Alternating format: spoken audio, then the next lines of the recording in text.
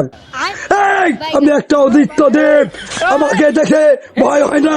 আমি পাহাড়, আমি আগুন, আমি অগ্নিশিখা। আমি এমন কোন দেব নেই সেখানে যাইনি, এমন কোন আকাশ নেই সেখানে আমার লেফটেন্ট যায়নি। ওই যে দেখো তাকে তারা, ওই আমার করে ইশারা। এছাড়া পৃথিবীতে এমন কোন বস্তু নেই যা আমি মোয়া বানিয়ে খাইনি। এই তাল গাছ আমি চাপিয়ে খেয়েছি এক সময়। তাছাড়া এই হুন্ডে মুন্ডে এই যত যা আছে সবাই আমার আকর্ষণে চলে। আমি একটা চুম্বক পাথরে নাই পৃথিবী চালন করি।